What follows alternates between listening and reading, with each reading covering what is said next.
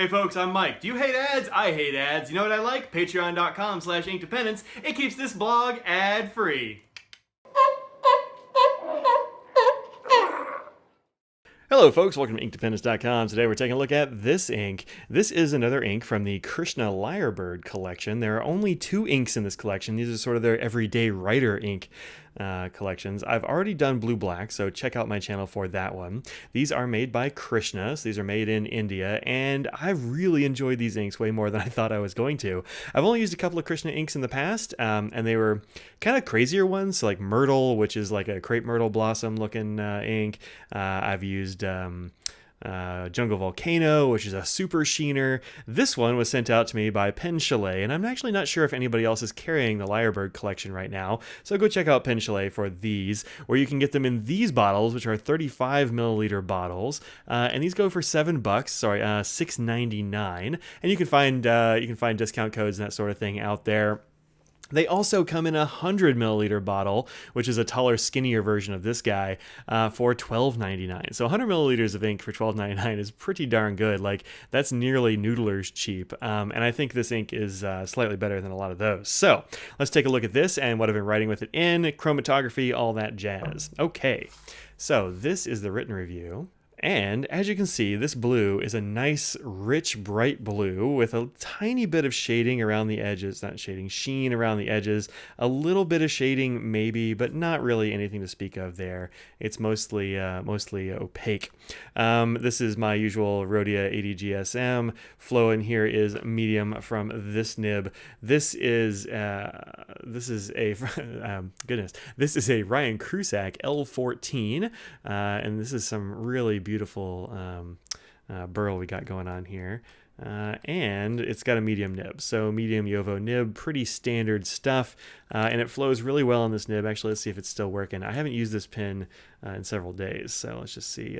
Yeah, no hesitation even. So this ink has been behaving very, very well in here, and I'd say the flow is pretty much dead on medium.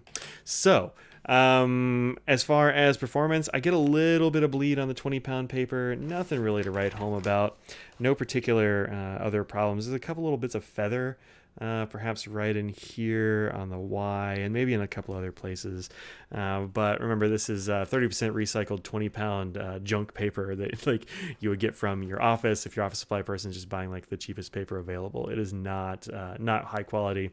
And then on the back, that's this right here, and I get a couple, like there's a little spot of bleed there and a little spot there, and then some like ghosting and minor spots elsewhere, but otherwise pretty darn strong. And so this is probably the worst paper you'd be willing to use a fountain pen on. So good stuff. On other papers like this Inky Fingers currently inked notebook, you can find these online still. Google up Inky Fingers, I think it's probably inkyfingers.com or some such thing, and get these. These are really nice. It's a wheat straw paper.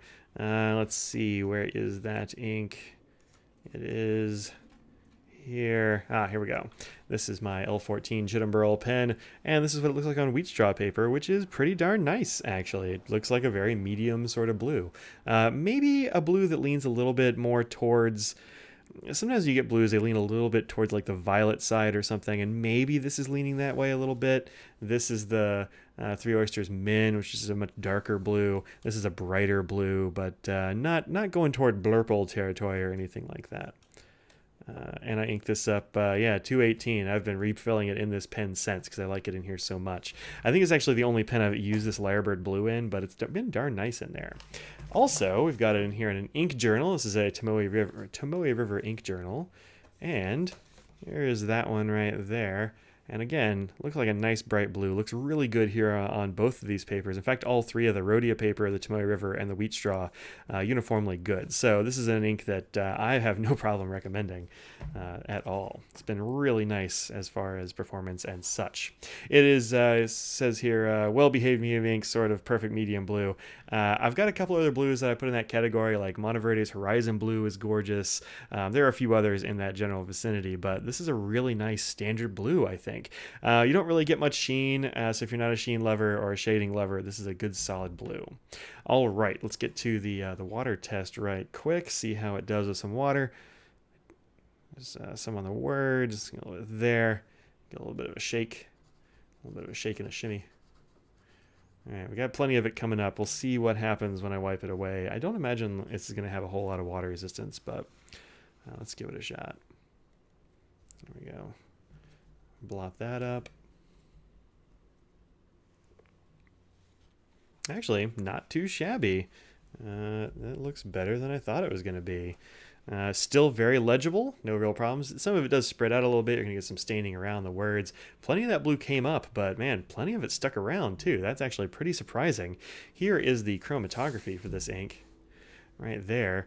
And as you can see, the place where it started just doesn't have much left. I thought this would have less water resistance than it did. So good on them for making this a little bit water resistant. Not great water resistance, but definitely not nothing. You can still totally use that if you spill a drink on it or something and mop it up in a reasonable amount of time. All right, let's take a look at a bunch of blues. I don't know if y'all know this, but blue comes in a lot of different colors. So here is the Krishna Lyrebird blue, as I said, from Pen Chalet. Thanks very much to Ron and Braden for sending that out for me. We also have here Diamine's Skull and Roses, which is one of my favorite of the super sheener sort of class of inks. This one has way more sheen than, or sorry, super sheener inks, way more sheen than the Lyrebird blue. But the base color is pretty darn similar, and you can see a little bit of that sheen here in the edges, but it doesn't really show up in your regular writing. And then let's have another Krishna ink, because those are cousins probably. This is Krishna's Christmas Eve, which I got as a Pen Club sample just a little bit ago. I haven't actually used it, but it does look nice. It's a much darker version, I think, of Lyrebird blue. So there you go, with more sheen as well. You can see that sheen popping through. All right. Here we have, this is an interesting one. This is Straits Pen's Honest Inks Poor Man's Sapphire, which my friend Kimberly sent me. And this one is a much brighter blue than this. This is sort of an electric-y sort of blue. Really pops off the page. This is a good looking ink. Let's see here. We've got Monteverde Sapphire, which is in the same kind of realm as Poor Man's Sapphire. You can see they've got a lot in common there. Also, here is Sailor's Kobe number 2, which looks like Hatoba blue, for my friend Tammy. There we go. Let's get them all on the screen at the same time. They've all got a lot of stuff in common. As far as like price point goes, Lyrebird is looking a lot like this Kobe ink and a lot cheaper at $6 for or $7 for 35 mils instead of whatever these go for, like $35 a bottle or something. So if you're looking for a nice replacement for this number 2, maybe check out Lyrebird blue. All right. Next up,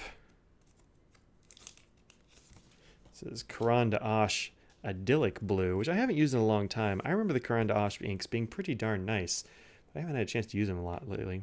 And Private Reserve's Electric DC Blue. Private Reserve used to do these inks for the DC Pen Show, and they'd have like, a slightly different one. There's like DC Pen Show Green and all that kind of jazz. But the blue one is the one I think that stuck around the most. It's a super sheener sort of ink, and maybe a little bit hard to get a hold of now. I know Private Reserve is under new management. I haven't seen whether or not they still have Electric DC Blue, but that's a pretty awesome blue. All right. Here we have Organic Studios Nitrogen Royal Blue, which is a nonsense sheener. I mean, look at that thing. The base color on this thing is sheen. And it's also kind of a pain in the butt to use because it tends to dry up in your nib. It's kind of a pain. You got to thin it out with something. And then Private Reserve's wait, is it the same one? Hold on a sec. Private Reserve DC Super Show Blue. Interesting. These are actually from different inks. Private Reserve DC Super Show and Electric DC. So the electric one has way more sheen than the regular. Huh, interesting. I just pulled these because they look pretty similar. I didn't even look at the name, so there you go. This one is actually pretty darn close, but a little bit more sheen, that kind of thing. And as I remember, this one's a bit of a bleeder, so maybe go with a Lyrebird over that one too. Then we've got this is the newest of the DC Super Show blues. This is done by Monteverde, and I think this was actually superior to any of those Private Reserve ones. It's still a nice blue. It's still got a little bit of sheen in there, but man, this is a beautiful blue, and I keep hearing they're going to put it back on the market, but I haven't actually seen it for sale yet. So if you see the 2018 Monteverde DC Pen Show blue, check that out because it's real good. Here we have Tasha's I'm not even going to try saying it. Maybe I'll try. AO? I don't know. Those are the only letters there. I don't know how to pronounce AO, so I'm just going to say AO. I just got this one from Anderson Pens in the fall. I haven't had a chance to check it out yet, but it looks pretty close. This one definitely leans a little bit more purple, I think, than Lyrebird does. Then just a couple left that are pretty close. We got KWZ's Chicago Blue, which I saw they were actually selling in Chicago again this year, so they must have had some left over. Or else they got some more made. I actually didn't think to ask. And then this is Diamond Music Tchaikovsky, which is actually very close. I've only got samples of these. I got them from Mountain of Ink. Check out Mountain of Ink's blog if you want a bunch of really good ink reviews. She is killing it over there.